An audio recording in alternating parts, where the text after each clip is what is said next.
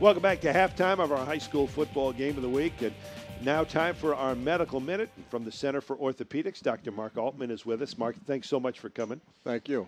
We've talked in the past about having a dislocated shoulder, but there's also having a separated shoulder, and there's a big difference, right? Correct, yes.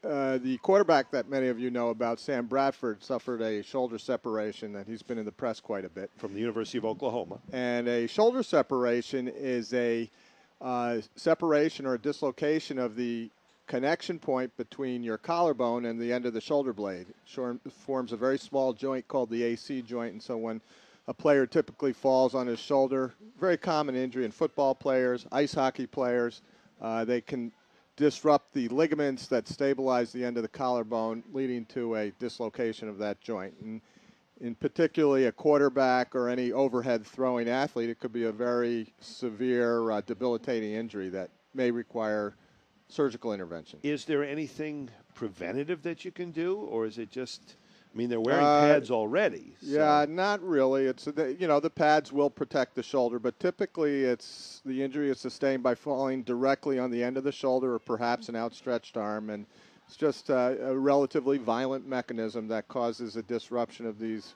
normally very stout ligaments that are torn and cause the instability of the clavicle. Do you find that people are predisposed to this type of injury, some sort of weakness? No, this is truly an athletic injury. It's just brunt force and the energy imparted into the shoulder girdle that can give rise to the injury. It's like any sporting injury. It's not really a predisposing factor. And treatment in general?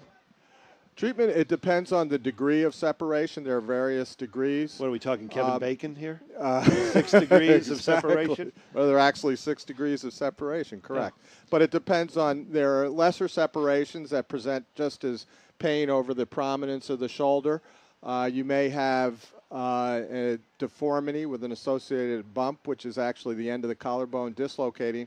And for very severe dislocations, there's a destabilizing effect on the entire shoulder girdle, so it can really compromise a throwing athlete's ability to throw overhead.